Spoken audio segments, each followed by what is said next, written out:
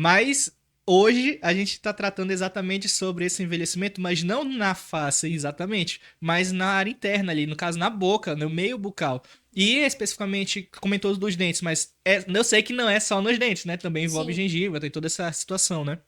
Mas existe alguma coisa hoje que, assim, você consegue apontar pra gente? Ah, tem alguma coisa que é o top um que faz o envelhecimento acontecer? Se é alguma causa específica ali que esse aqui é o que mais envelhece as pessoas? Vamos lá. Causa específica para envelhecimento precoce, não. Mas um associado, um estilo de vida. Uhum. Hoje é muito comum a gente viver um estilo de vida corrido. Sim. Dormimos pouco, vivemos uma vida corrida, queremos estar vivendo saudável, tentando praticar exercício, comer bem, e isso, tá tudo certo. Mas é justamente essa esfera de estilo de vida corrido que a Uhum. gente acha normal. É normal a gente estar aqui, dormir pouco, passa 12 horas trabalhando, 14 horas trabalhando, e achar que tá tudo bem. Eu dormi Mas. 2 da manhã pra acordar E 7 ainda fez hoje. exercício antes, não foi? Fui dormir quase 1 da manhã. Quanto, 2h30 da manhã. quanto Fui tempo de dormir. exercício físico? Ah, ontem acho que foi 1h30. Treinei durante 1h30 mais ou menos. Fui desligar o corpo só 2h30 da manhã. Dormiu pouco, fez exercício físico e muito provavelmente apertou a noite toda. Ou, talvez ele não sinta, A gente não mas o sente, corpo o provavelmente corpo sente. desencadeou algum processo de Sim. apertamento. E é justamente essas esferas que vão estar desenvolvendo o envelhecimento precoce. Por quê? Eu posso dizer que o paciente bruxista, ele pode ter envelhecimento precoce? Sim, e muito, porque o bruxismo vamos dizer assim, para nós dentistas que ainda não conhecemos tanto desse assunto, é o top 1. A gente olha e fala pro paciente: esse paciente tem bruxismo. Ele Uhum. está envelhecendo de forma precoce, aquele sorriso, por conta do bruxismo. Mas e quando esse paciente não tem bruxismo e mesmo assim ele está apresentando? A gente tem Apresentando o quatro envelhecimento? envelhecimento. Certo. A gente tem quatro associações de risco para desenvolver o envelhecimento precoce. E aí a gente vem, primeiro, com transtornos psicológicos, a gente vem com distúrbios do sono, distúrbios gástricos e transtornos alimentares. E isso é o dia a dia nosso. De um paciente mais saudável que não vive de forma mais saudável. Quando a gente fala, por exemplo, a parte psicológica, ansiedade, Uhum. depressão, a parte Que é o psicológica que todo mundo hoje tem um pouquinho. vive. Eu tô ansiosa, sei lá, vou fazer um concurso. Eu passo o período do concurso inteiro, por exemplo, ansioso. Uhum. Casos de depressão, principalmente, e a gente tem altos números no Brasil em relação à ansiedade e depressão, e até mesmo a questão patológica. Então, pessoas que têm TDAH, autismo, Uhum. a questão mesmo já de doença em si, né? Sim. Transtornos em si, neurodivergências. E que, tudo bem, né? É uma parte que está sendo tratada, muitas vezes o paciente está ali tratando, mas é um paciente que faz medicação, usa de medicação. E Uhum. esse medicamento ele vai ter efeito colateral na boca. Então, ele vai lá e predispõe a boca a ter um ambiente ainda mais favorável para desenvolver o envelhecimento precoce. E aí a gente associa, por exemplo, com sono. O paciente dorme bem, não dorme bem, ronca ou não ronca. Ele tem uma qualidade de sono que consegue reparar.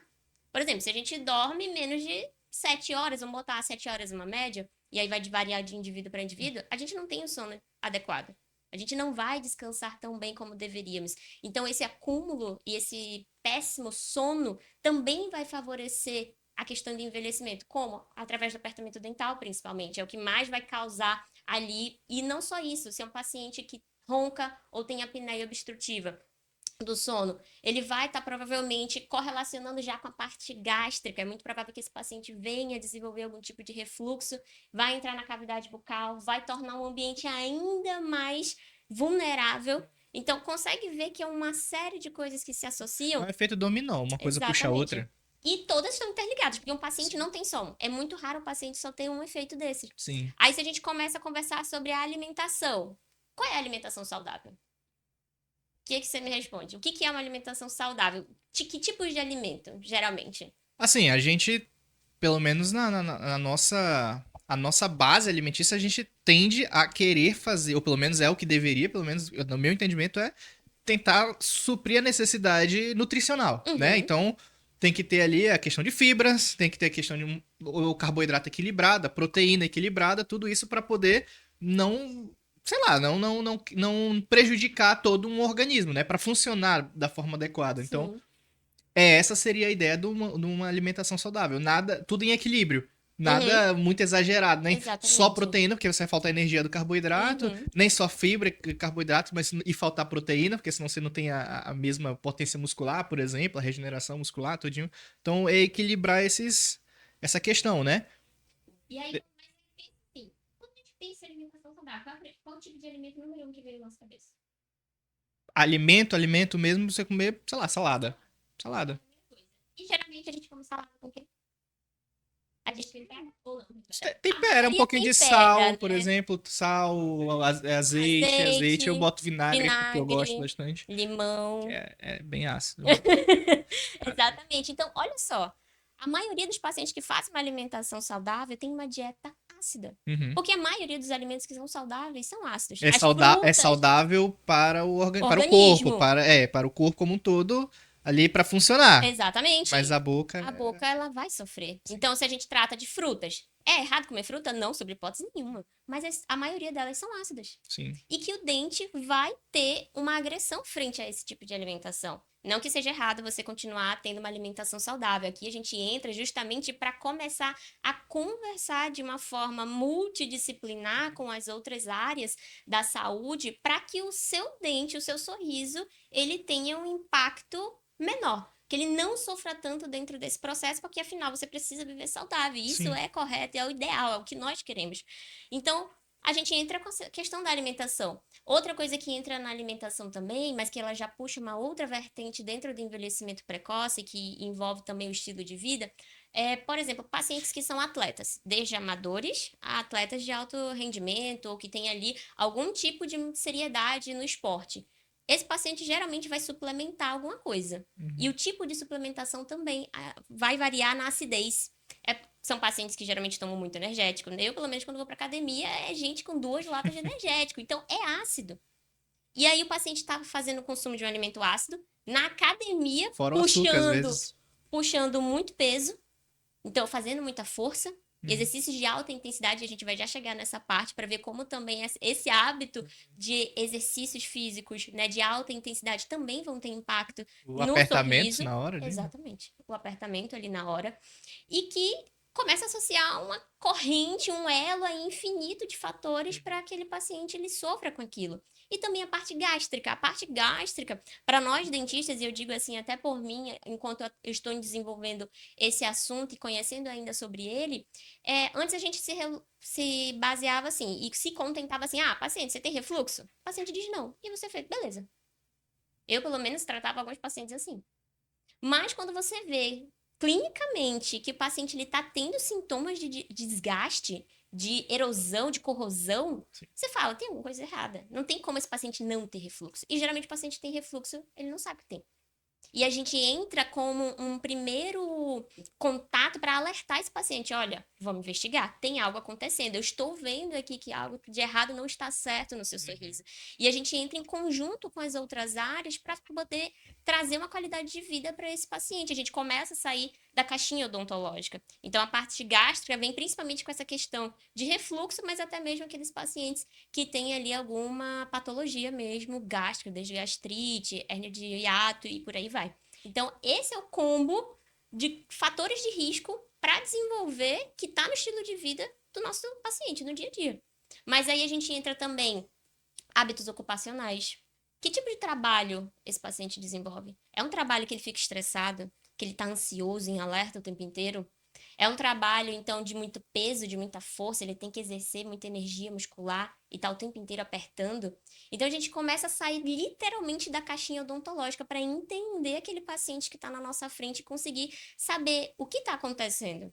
A gente sai de meramente olhar, esse paciente está tendo um desgaste, esse paciente está tendo um bruxismo, mas o que está causando? Não é só um bruxismo, colocar uma placa e pronto, tchau, paciente. Porque senão, qualquer tratamento que a gente vier a fazer não vai durar. Esse paciente vai continuar nesse quadro de vulnerabilidade e que não vai sair dele, e tudo que a gente fizer não vai durar 1, 2 anos. Se durar 2, 3 anos, muito pouco. E fica nesse ciclo infinito. Até porque eu vejo, assim, já acompanhei alguns dentistas, né, tratando alguns casos de bruxismo, apertamento que tá comentando agora, né? Eu já vi dentistas escolherem opções de tratamento. Tá com apertamento, vamos botar a placa. E pronto. de fato, a gente, hoje, eu pelo menos já sei, não é resolutivo. A gente sabe, pelo menos eu deveria saber, né? Muita gente já deveria saber. Placa, ela ajuda no tratamento, mas ela não é o que vai tratar. Porque não existe, primeiro, não é uma. Ah, tem cura sim, vai curar com o bruxismo com uma placa. Não, não é dessa forma que funciona. Até porque, como agora tá sendo falado, não é uma coisa só, não foi uma coisinha que chegou e pronto, tá aqui o bruxismo. Não é o apertamento pelo apertamento, tem todo um ciclo de coisas, de eventos que acontecem para chegar a ter aquele apertamento. Então, a gente colocar uma placa ali é só para diminuir um risco de fratura, um desgaste, um apertamento, uma rigidez muscular, alguma coisa para realmente ajudar o paciente para sair daquela crise dele. E a gente vai ter que encontrar e diagnosticar o por trás, os fatores que estão levando até aquele quadro, né? E eu, particularmente, fico muito triste quando eu vejo dentistas que só querem tratar aquela coisinha ali. Eles estão vendo uma retração, eles estão vendo uma lesão. A gente estava comentando mais cedo aqui no off, uma lesão não cariosa na cervical, e eles querem simplesmente, vamos fazer uma restauração aqui, tá tudo bem. Tá, mas parou pra pensar em por que tem uma cavidade ali? Por que tem uma retração? Por que tem uma, sei lá, tá desgastada aquela cervical? Tá cariado? Não tá. Aí entra aquela questão que a gente tá falando de não cariosas, né? Lesão não cariosa. Por que tá causando aquela lesão naquele dente se não tem uma cárie? Vai resolver eu realmente colocar só uma restauração ali? A gente sabe que não, ou pelo menos, como eu falei, deveria saber. Não vai. Não vai. Vai amenizar naquele primeiro momento, mas se não for diagnosticado por que tá acontecendo aquilo, daqui a pouco vai continuar acontecendo, vai cair aquela restauração, ou vai aumentar e o paciente continua daquele jeito. Vai continuar daquele jeito. Então é uma coisa que não foi falado muito. Foi falado tudo assim, muito individual. Mas aí veio. Eu não sei se é porque dentista entra na faculdade com aquele pensamento, não, eu vou. Muitos entram, eu vou ganhar dinheiro. Outros pensam, não, eu só vou olhar pra dente, eu só vou olhar pra boca. E não é assim que funciona. A gente é profissional da saúde, a gente deve olhar pra saúde, porque a saúde é no corpo todo, não é só. No nosso caso, não é só dente. Por exemplo, eu tava raciocinando sobre isso antes de trazer esse tema pra cá. A gente olha o paciente geralmente no dente, a boca do paciente. Sim. Mas a boca desse paciente está inserida num corpo. E esse corpo sofre. E não somente isso, esse corpo está inserido em um estilo de vida. Sim. E esse estilo de vida também influencia no corpo e que também vai influenciar na boca. Exato. Então, eu digo isso por mim mesma por conta da especialidade. Às vezes a gente está ali focado em olhar aquele caso. Às vezes é uma ausência dentária, vou resolver um caso de prótese, ou então uma questão de restauração ampla, um dente altamente destruído. Mas às vezes a gente não para pensar, opa, eu olhei os outros detalhes da boca desse paciente para saber o que esse corpo está me dizendo, o que essa boca está me relatando, se esse paciente está bem ou não, se ele está em colapso ou não, porque a boca dele nos entrega. Quando a gente entra para a questão do apertamento dental, se eu olhar a língua do meu paciente, eu consigo identificar. Quando a gente olha ali os sintomas de língua dentada, a gente sabe que esse paciente está apertando. Exato. A linha alba aqui na região da bochecha, a gente sabe que esse paciente está apertando. E às vezes a gente não olha, né? A gente, sendo sincerão aqui, Sim. Às vezes a gente passa batido. A gente está tão focado ali só na dor daquele paciente e resolve a dor que a gente esquece de olhar para o resto e o paciente está entregando tudo. Sim. E na maioria das vezes, quando esses casos chegam assim pra gente, o paciente não vem falando pra gente que, olha, eu tô sentindo que meu dente está envelhecendo. Não. A maioria das vezes o paciente vai chegar pra gente e vai falar, olha, eu quero resolver a estética do meu sorriso, porque não tá legal. Que pra ele é o que importa. Eu quero fazer um clareamento, mas aí se a gente for sondar, esse paciente tem sensibilidade, e muita sensibilidade, sem causa aparente. Então, o que tá acontecendo? Por que tá dessa forma? E aí a gente começa a tentar olhar esse paciente no macro. Sair do micro, que é a odontologia. Ou deveria olhar, né? Deveria, né? E é justamente, por exemplo, um desafio que depois que eu me formei, foi quando eu tive contato com esse assunto da CEPB, né? Eu vou usar essa abreviação aqui, porque Síndrome de Envelhecimento Precoce Bucal é muito grande de falar. Então, CEPB é como eu vou estar me referindo a esse tema. Ela convida a gente a olhar muito além. Porque a gente conversa com a medicina gástrica, a gente conversa com a nutrologia e a nutrição, a gente conversa com a psicologia e com o psiquiatra, a gente conversa com a medicina e a odontologia do sono, porque a gente começa a entrar também na odontologia do sono, na odontologia do esporte, para conseguir entender esse paciente. Porque senão esse paciente ele chega colapsado na nossa cadeira, a gente vai tratar mas aquele tratamento não vai resistir com o tempo. E esse paciente vai voltar e vai falar pra gente, o que que tá acontecendo? Por que que esse tratamento não tá durando? Às vezes ele vai colocar a culpa na gente, tipo, olha, esse tratamento que você fez não deu certo, não ficou bom. E aí?